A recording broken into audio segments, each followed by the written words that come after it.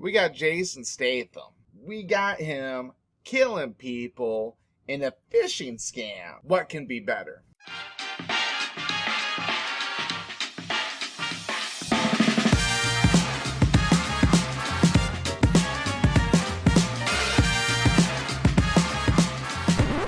So the Beekeeper, it's directed by David Ayer, who's known for directing The Suicide Squad, Tax Collector, Bright, a couple good things, a lot of good actions stuff. The Beekeeper stars Jason Statham, who's always a good action star. I think this is one of my favorite Jason Statham movies. I'm going to say that right off the bat.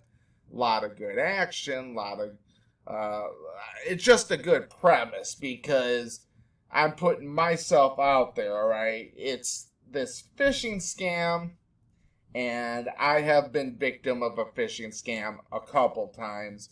I probably lost about $2,000 in phishing scams, give or take. And so when I seen this movie, I didn't realize in the commercials that's what this was all about. Let's be honest right up front.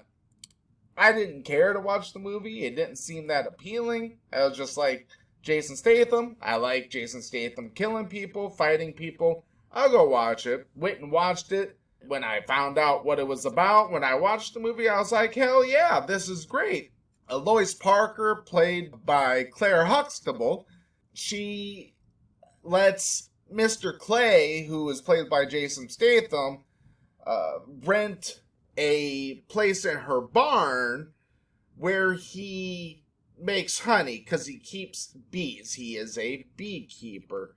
Well, these phishing scammers drain her bank accounts and this account that she is holding for charity that holds like over $2 million and just screw her over, and she is devastated and she kills herself.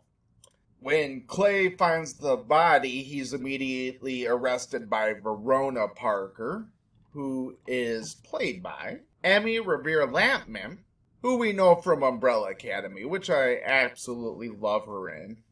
And she's pretty good in this. She doesn't like him at first, but grows to like him a little bit. And we find out over time that Jason Statham is a trained beekeeper. Beekeepers are part of a super secret organization. Trained do something. I'm not going to get into that, but a lot of government organizations do not acknowledge their existence. And basically, Jason Statham is a badass. So he finds out where this call center is, goes after them, but that's just one part of the hive, and he must protect his hive or something like that. Something about protecting the hive, and he is a worker bee, and there's a whole analogy of bees and hives and queen bees, and the president's involved, and yada, yada, yada. The main bad guy is Josh Hutcherson. Josh Hutcherson's been in a lot of things. The Hunger Games. He was in Five Nights at Freddy recently, which I wasn't that fond of. I liked him as an actor. But I just don't think he's been in that many great things. I thought the Hunger Games were like the first one was good, and then the rest of them were blah. But I did like him in this. He played a good kind of little D-bag character. But we did have Jeremy Irons in this. It was great to see him as kind of a D-bag character. Jason Statham, very bloody, very violent movie. Definitely got your John Wick feeling out of this. You got your taste of espionage, suspension of belief going on. Definitely should have died a couple times, but it's a fighting movie. There's a scene where probably the gas station pump probably should have blown up a couple times, I thought. but it was an overall fun movie. I definitely would suggest going to see it. I definitely would suggest seeing this in theaters.